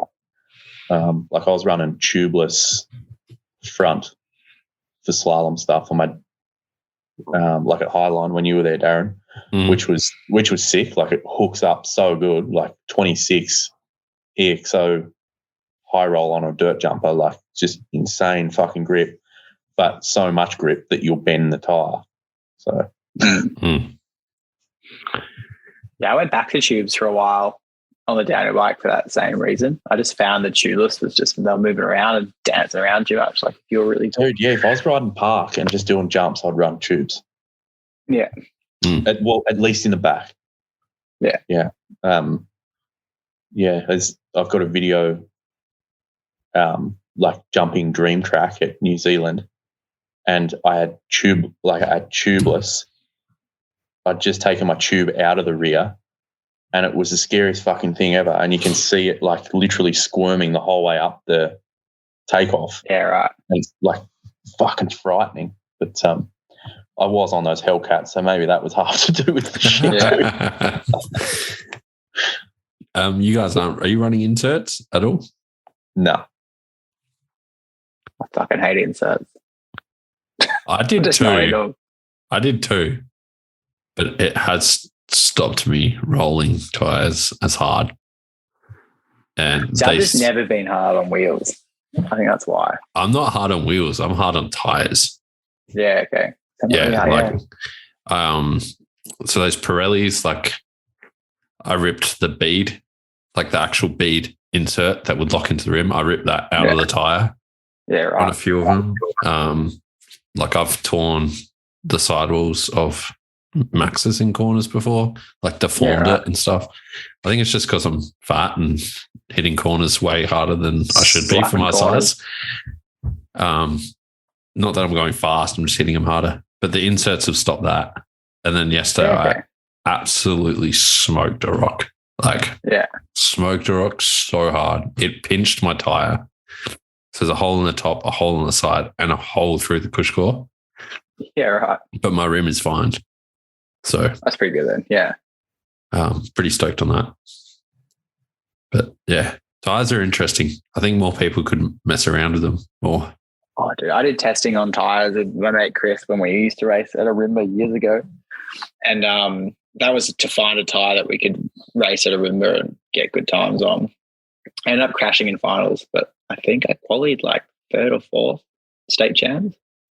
But the difference in tyres, I think from memory, was like 14 seconds on like a 2 minute track. We tried we had like XC tyres. We had our normal setup, which was DHF, front and rear. And then we tried everything in between down to like Bontrager XR1s, which are like, small block 8s pretty much. Mm-hmm. And I think the tyres we ended up settling on was like, I think it was a front high roller and then something like similar. It wasn't the Bontragers, but it was something similar out in the back. Like a high roller one. Yeah, like something real little. And yeah, like it worked. I think Chris got like second or third in that race as well. Like, yeah, there's a lot you can do with tyres, like even pressures you can play with, but there's a lot just with tyres that I don't think people really get a chance to play with, but it's a fuck around. But it's fucking expensive. Yeah, man. And at the moment it's hard to get, but yeah. $140 a tyre is it's getting up there. Yeah, man. I've been buying tyres, stocking up, and I've probably got like $300 or $400 worth of tyres sitting up there. Like, yeah. Did you send those tokens, by the way? No. Fuck. Yeah. I can do it tomorrow. Sorry. They don't exist. Distracted. They just don't exist. You can't get them. Yeah, right. No one's got them yet. Tokens. Yeah. They're out of stock everywhere. That's for shocks or forks? Shocks. Okay. I need a 3D printer. I could just print some. Yeah. No, I'll send them tomorrow. I totally forgot. But they are sitting on my bench out there. And there's a shitload of them. I got so many of those things. Usually I'd have heaps of them, but I gave them to everyone, and that's what happens how when I you're am at being the nice. moment with normal tokens, like my fork tokens. I got like 2 left. Yeah. I couldn't get hundreds of them. Oh, that's fine. We got a couple of big wizard sticks at work, but Yeah, fuck yeah. we can't get bottomless tokens for the rear. It's getting on in the night. You're yawning because you're still hungover from Worlds, and Mick's still in his Zen state. So I'm sleeping. I've been catting most of the time. I'm pretty stoked. I'll talk all night. I'm just hit me bloody peak. I wanted to do one listener question for this. Yeah. And I think it's because it was a good one. It's the one I sent you guys. I didn't see if you did. Sorry. I don't remember that one. Why don't you read my messages, Mick? You just hurt my feelings. It was about increasing the stroke of your shock to achieve more travel. Yes. Oh yeah. Yeah. What are you guys' thoughts? Does there issues with frames, wheels? Dude, that's such an open-ended question because, like, why are you extending your stroke? Because, like, if, like, say for example, like, without trying to plug my own thing, but like, if you run like a mullet yoke, like one of mine, running a longer stroke most of the time, it's absolutely fine because all you're doing is reinstating where it would have otherwise finished anyway. So it's going to feel no different, if you know what I mean. It's just giving you a little bit more at the top. But if you're just not changing anything and you've got like your stock suspension and you just want more stroke, normally that's not a good idea because like the frame designer has made it at that stroke for a reason. Like normally it's going to hit a point in the leverage curve where it does something funky if you were to do that. But yeah, it's such an open-end question because it depends why you want to increase your stroke. I think that's a big thing that people don't understand is like, and I've seen it so much at races, right? They're like, oh, you know, can I just change this into a 65 from a 60? I'm like, yeah, you can. But like, as Mick said, there's a reason why an engineer who gets paid a shitload more than me chose to put a 60 in that. But then the suspension's probably not going to work optimally at that other end of it. And it doesn't also just like people just like, oh, it gives you this much extra travel. And like it could, but it may not be good travel. If that makes sense. So, you know, and then there's a massive issue. Like, and I've seen it with a few bikes now where wheels start going into the frame and it's usually not even from it hitting. If it's in the stand, it's when the actual bike flexes that then it starts to get in. It's far too close. So I would really suggest against it, to be honest. Like I've done it before, like because I haven't gotten the right shock. But yeah, I don't know. I'm not a big fan of it. As Mick said, there's a lot to it. There's a certain bike that, let's say, if it pivots the wrong way, even with stock suspension, when it gets that frame flex, it completely buzzes the seat tube. Yeah, it's fucking gnarly. The other thing too is, sorry, Lachy, you're up. No, you're. The other thing too is like it changes more than just like your bottom out as well, because like depending on what you're using the frame for, but like if you got a downhill bike, obviously it might give you more bottom out, like depending on how the leverage curve's designed and all that. But I mean, if you've got an enduro bike and you just simply want, you know, make a 65 stroke or something without looking at the suspension kinematics, is that could even drastically change the way it pedals, because obviously now your sag point is different, like because you've got more suspension travel. So just say 30% sag is now sitting further into the travel. So you're sitting in a different leverage portion. So like it changes more than just bottom out. It changes quite a lot of things. Yeah, I mean that's the thing that scares me. It's like the sag thing. You know what I mean? Like I said it before, like sag's kind of where you ride most of the time, really. Like it does change a little bit, but yeah, if that dynamic sags all the way out, then your bottom bracket may be too low all the time and with more pedals. Like there's just a lot that goes into it that I think people don't think of. I think they just think like sick, more travel. And yeah, I'm not a fan of it. Particularly if the OEM bike manufacturer has sorted like a custom tune of shock manufacturer for their leverage curve, then you're really playing with fire. Yeah. Like, I think the thing is, if you did it at the end of the day, you'd do it, and 98% of people would not know any difference of how the bike feels. You know what I mean? Like, no one's going to be going back to back, testing back and forward. So they don't really know. So at the end of the day, it's probably not going to feel that crazy, but the changes that happen may actually not be beneficial. Yeah, I think like I sort of started on, I think if you've got access to charts and leverage curves and whatever, and you can see exactly what that change is actually going to do to the leverage curve, like there could be scenarios where it's an advantage. Like I was saying, like people who run like a Cascade link or something like mine or whatever, absolutely totally fine to do it in some scenarios. But I think, understanding exactly what it's going to do is really important, because like even say depending on the leverage curve is you could put a longer stroke in, like 5 mil longer stroke, but it actually kind of translates to really fuck all, because the leverage can drop away, stuff like that. So understanding that stuff's really important, I think. I also worry about like frame integrity as well. So like a Santa Cruz Bronson, anything with that, like a Rain and those types of bikes, whenever you cycle them through their suspension and you go past where they want to go, you would have noticed that on like your Trances and Rains, they like bind up almost. And then they go. They're not designed to do that. And there was one of the bigger brands a few years ago, and I won't say the brand, but like the shocks that came spec from the brand that made the shocks, they were too long. And yet they were just like, the links were like folding in on themselves almost, and kind of not spitting the shock back out properly. Yeah, right.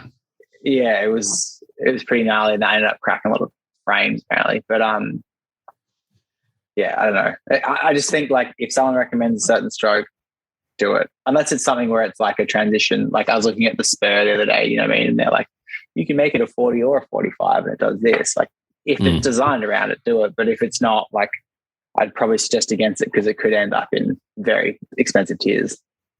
The other thing, and you kind of touched on it, Darren, with like certain sort of frame designs and whatever, like reaching a point in their travel where the swing arm starts to do funky things, is also like something that's drastically overlooked by a lot of people, I think, is like shock angle.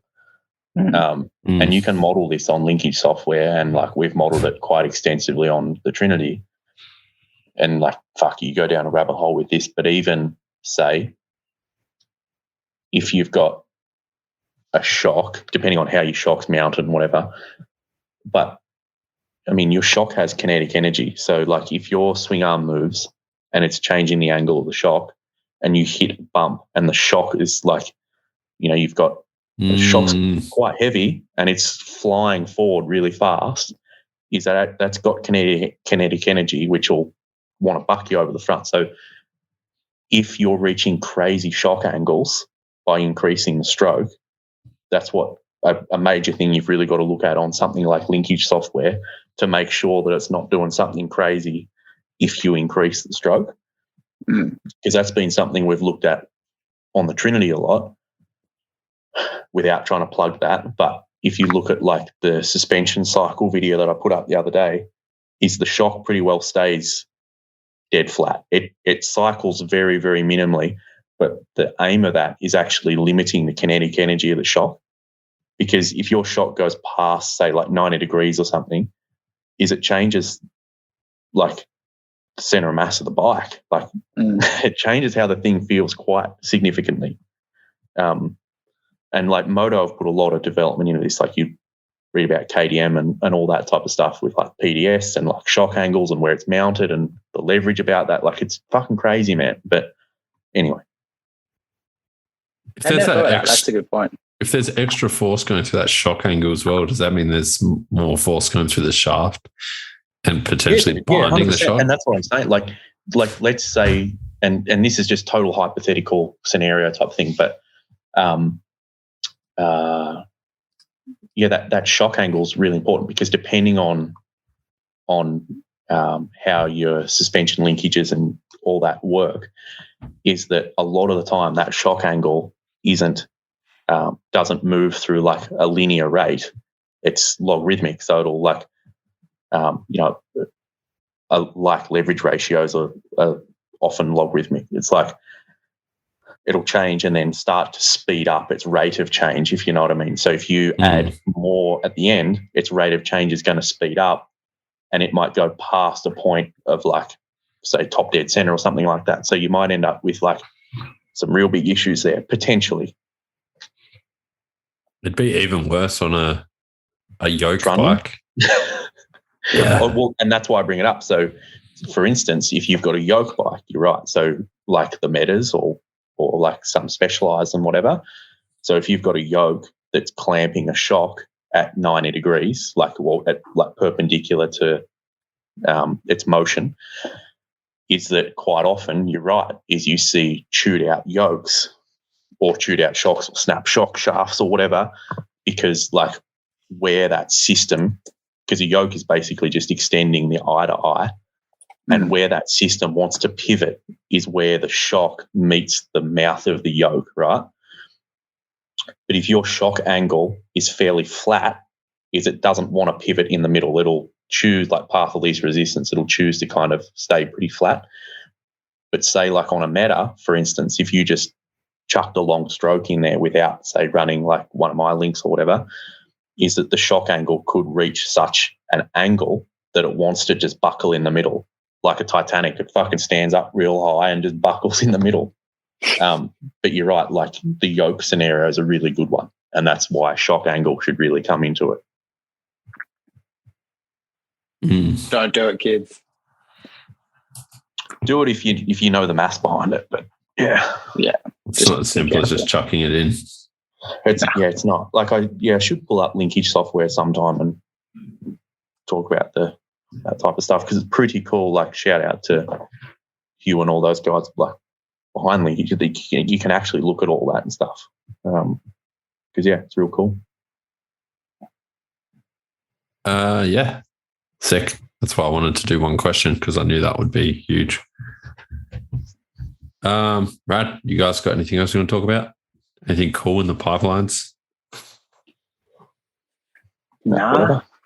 Nothing you can talk about? For me, not for him. I mean, we're going to Cairns with Trinity, so that'll be good. Oh, sick. That's it. Are you just using that chainring where you've put a normal bearing in it? Yeah. You can't pedal. Yeah, sick. Spinning like mad. Yeah, it's part of that. That's so good. I've got PTSD about that. That's why I bring it up all the time. Like, who the fuck says that? It's the internet, dude. Like, fuck. Oh man, it's so funny. Are you going to Crankworks, Lachy? I don't know. To be honest, I haven't known it in my life at the moment, so maybe. I got a job interview tomorrow, so let's see if I get employed. Then maybe. I didn't know OnlyFans interviewed. So no, he's interviewing the customers. He's okay. He's got it, putting a story up. What do you want to see? So I don't know if I'm not employed, then I'll probably go up. And because it's actually one of my mates' weddings as well, which I need to actually commit to going to or not, which I've forgotten about. And yeah, so I don't know. We'll find out. Watch this space. You come wrench for me if you want. Fuck yeah. Are you going to Enduro Jam? Yes. Yeah. No matter what I'm doing work-wise, I'm going to Enduro Jam. Sick. Yeah, fucking oath. That was so good this year. Like, I'm so excited to go. I think I should go to Enduro. The only thing I got to figure out by then is the new Enduro bike, but aside from that, it should be good. So you're racing? Me, yeah. Yeah. Sick. Yeah. Masters, mate. Fucking A. Takes national champs now once it all. And last time because Miko crashed and hurt himself. Yeah. That's not me, Miko, by the way. That's Miko. Miko 37. Yeah. Yeah. Are you going You going down, Miko number Miko? 2? Yeah. I can see the cogs turning then. That hurt my brain so hard. I had planned on it, yeah. It's going to be kind of tight. I think I'm not racing Red Hill, so I might go, yeah. Is that because you I just think many didn't get people in? are racing Red Hill. Yeah. So just stir up more shit about that. It's December, isn't it? Yeah. Yeah.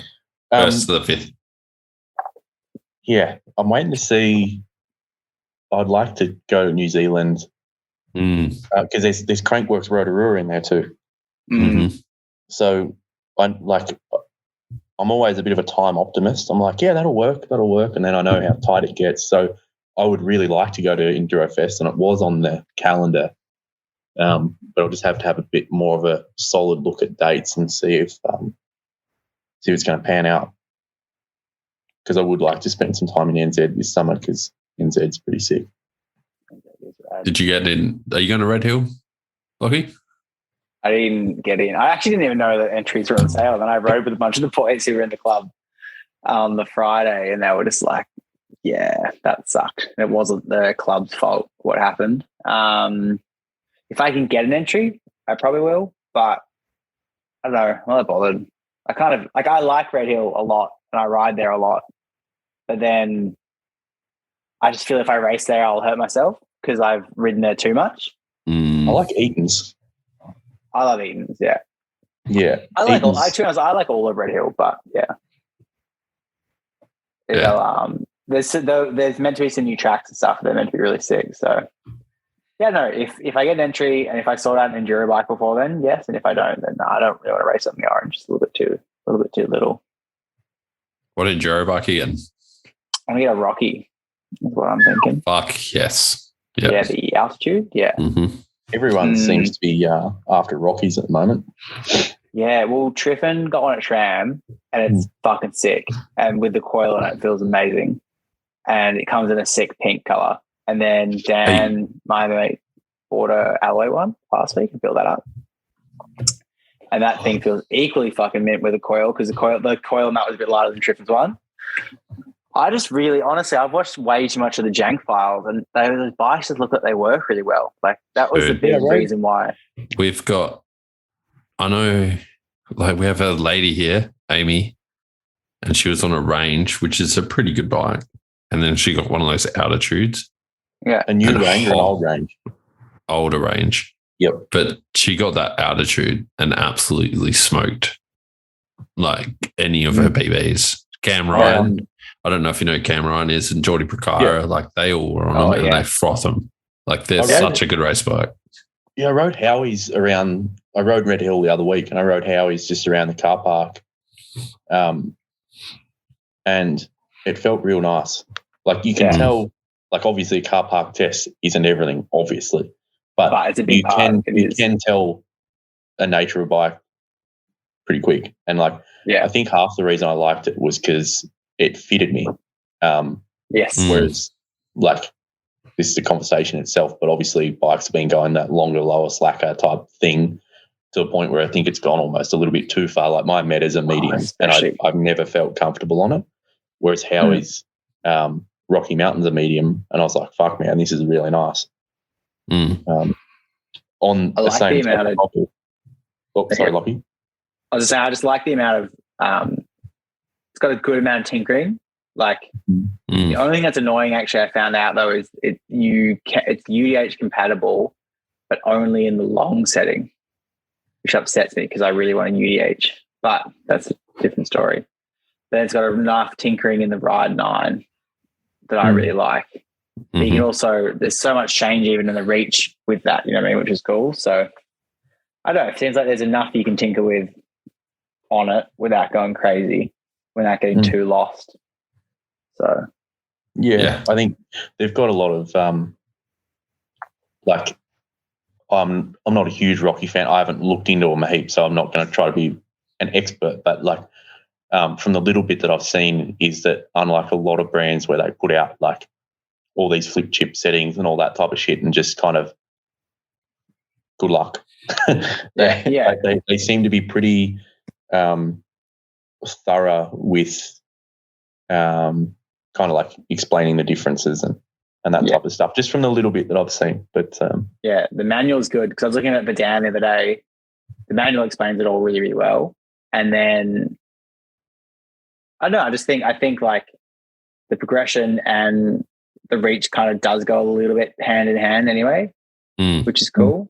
But yeah, like I was gonna buy one the last Crankworks I went to, off one of the guys in the Rocky team, and the mechanic just fucked up and took it back to Whistler instead of taking it there. And it's like the last day I was there, and I was like, oh, just don't worry about it. And that was the old Instinct, which was the 29er before. So kind of what I want since then.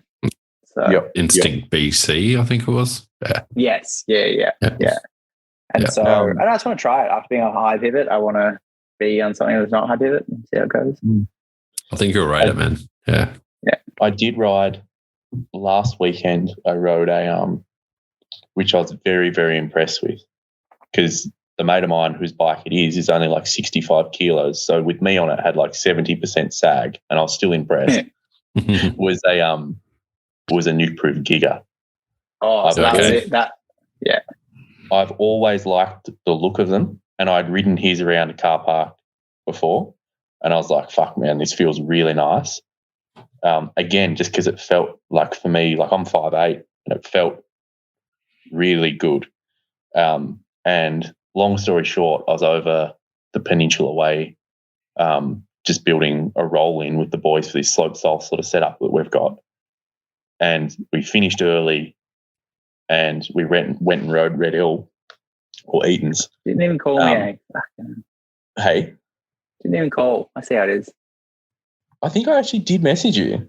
Actually, no, that was the weekend before. I'm sorry. That was when you had the incident. But I only had my dirt jumper because I was expecting the day at the slopestyle sort of set up to go a bit later. But I only had my dirt jumper, and I was actually going to ride the dirt jumper at Eaton's. And I was fully set up, man. Like, I was riding it to the trailhead. Yeah. And I wasn't that intimidated. The part that because I've ridden pretty gnarly shit on a dirt jumper. Yeah. The part I was really intimidated about was I had no front brake. So, like, you can deal with, like, the harshness, but no front brake kind of scared me a little bit. Okay. Yeah. And Sharpie piped up, and he's like, I'm driving, dude. Just ride my Giga. And I don't like riding other people's bikes because the same. I don't like people riding my bikes. So I'm like, dude, are you sure? And he's like, yeah. Like, I want you to take it. Do a ride on it. And I fell in love. I was like, fuck, this thing is really, really nice. Like, straight off the bat, like, I don't know, balance is the best way to describe it. Like, it just felt like forward and back. It just felt balanced. It was good. Like, never. And it was one of those bikes, like, I dropped in, like I was saying, like, sag was way off, like, way too soft. But it felt like you could push just straight out of the bat, which was pretty cool. Yeah, I was looking at, they did those limited paint jobs the other week, and there was like a white and gold one. There was that and Mega both came at that paint job. And I was like, oh, like, I'm keen, but they sold out, and they would be really, really expensive. But yeah, that nuke proof's definitely on the list. Like, that downhill bike I had was sick. That's right, yeah. Yeah, no, they're making nice stuff at the moment, and I think, like, what they're doing with the factory team and whatever is real cool too. Like, they've just got a good thing going. Like, like we were saying with Dan Booker, they've got a couple of those type of people on. Like, they've got like Louise Ferguson from New Zealand. She's kind of a bit like Booker as well, just fucking stoked to, like, obviously very, very, I think she came like 9th or something, but like really good rider, but just fucking stoked. And I think that's why people fell in love with Sam Hill as well, just because, like, he's just a fucking good dude. She podiumed at a race earlier in the year, right? And she only, like, she got her her flight got cancelled, so she missed, like, practice day. So I think she only rode quali. I remember that. Yeah. Yeah. Yeah. And I think it was Booker and her had a bet about something. Like, it just seems like a good team. Yeah. Yeah, and Sam genuinely likes those bikes from everything I've spoken to him as well, which I think is a big thing. That's a really, really big thing. Well, we were only speaking about it yesterday when we were doing shuttles. And they're like, dude, fucking Sam Hill made Nuke Proof. Like, Nuke Proof were non-existent before Sam Hill. Mm. And it's like, not only did he help develop bikes that rode good, but like, it seems anywhere Sam Hill goes, the brand just becomes fucking cool. Like Iron Horse, Nuke Proof, TLD gear when he was wearing it. Like, it's just fucking sick. Yeah. Obviously, like, those brands must listen to him, you'd hope. You know what I mean, as well, which helps the bikes be good. Like, specialized. But, There's some more margarita salt coming out. I fucking sold you. They didn't change much. You know what I mean? Like, Iron Horse, exactly. Like, that bike was amazing. Yeah, Specialized's got some shade recently from a couple of their ex-pros. So it's pretty interesting. There's some cool shit coming in September from what I've heard with bikes. So apparently it's supposed to be... From who bike? Sorry? Giro. Lots of bikes. Oh. And I heard it on a podcast, and then from what I can picking up, there's a fair few bikes coming out next month. So I'm keen to see what happens. You want to elaborate at all? Or no, not at all. Yeah, I heard the Trinity's going into mass production. That's what I remember. Yeah, 10,000 units a year. And Lachy's also starting his own bike company. Unicycles. Yeah. Mustache bikes. Mustache rides. Which already exists. I think it's French. Sick. Thanks for that. It's been good. No worries. I'm so tired. I don't know if you can tell. It's half hour earlier where you are than us. Yeah, I know. It's been a day. Wrenching life. Yeah, actually, little pick-me-up story from today. I got to wrench on some tandems. Kind of reinvigorated my love of bikes a bit. Some tandems for a blind guy. So, okay, cool. I was like, how the fuck did working on a tandem bike invigorate you for this? That makes sense. No, so he had a tandem like in the 80s. And then it got stolen. And he hadn't ridden very much since. And then they found some at the Royal Society of the Blind. So I went and fixed him up, and he's going to go ride bikes again. So that's really cool. I'm pretty stoked on that. It's way better. Make everyone's life better, mate. For those, it's truth. True. It is like the biggest cool thing that's ever come out of e-bikes is people with disabilities being able to ride. Oh, fucko. Yeah. We have a adaptive class in our downhill states. So Grant Allen. Yeah. You guys are a step above. Grant Allen's racing. Yeah. And then Renee Junger's coming down from Queensland tomorrow. Yep. Oh, that's awesome. And I think there's someone else coming as well. Yep. But if you haven't had a chance, go and watch Grant Allen riding his thing, because it is fucking ridiculous. Speaking of Grant Allen, because he raced Worlds, didn't he? Like road. Yes, when Crankworks was on. Yeah. Yeah. Because a friend of mine, Pete, who used to live in Torquay, he's like a really kind of a local mechanic around the area. He was mechanic on Grant Allen's bike, because he messaged me at the time. He's like, dude, you should make adaptive bikes, because people who make these things don't know what they're doing. Correct. But I heard he was in, because it was like world champs or something, wasn't it? Yeah, it's like his fourth one. Yeah. He went to Olympics as well, Paralympics. Yeah. It's fucking sick. You should see their training setups. They get like a Wahoo or Zwift trainer, and they put it under a table because the chain spins backwards for hand cycling. Yeah, okay, yeah. So they've basically hooked their bike up to something hanging off a table, and they'll just sit there for hours just hand cycling. It's pretty sick. There's a lot of shit that's just like the engineering and stuff you have to think about is really different. Mm. Yeah, it's basically a trike, isn't it? Yeah. And then there's also things like you got to think of the stuff they can't feel, because he sent us a photo once and the chain runs past your leg.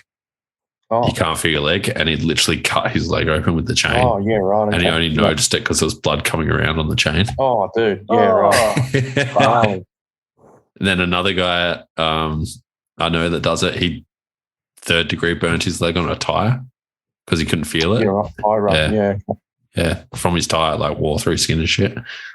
So it's pretty gnarly. Anyway, to my point, cycling's the best ever. It is. It's fucking rad. Yeah. If you don't follow Grant Allen, go follow Grant Allen because it's rad. Or if you don't know who Grant Allen is, do a history lesson. I will slap you if you don't know who he is. Anyway. Yeah, exactly. All right. Good have stuff. a good night. Right. Cool. Have a good day at work tomorrow, Mick. I'll have a good day at work. Don't know what you're doing, Lachy. Yeah. I got a job interview. That's kind of working. OnlyFans doesn't. Job interview. Yeah. Now I'm going to go to dry cleaners. I got to get some pants taken up because I got short legs, and I got to pick up something for Jess at the post office. So it's a big day, mate. Fuck. Take the dogs for a walk. I was Try going to to do a 2 to 3 hour gravel dogs ride in there somewhere, surely. Yeah. Gravel in the morning. Yes, it's hard, mate. Put your feet up after that one. Stay home, dad, without the dogs, without the kids. All right. Right. Easy, guys. Catch you guys. Take it. Right. Bye. Take care. Bye. See ya. Bye-bye.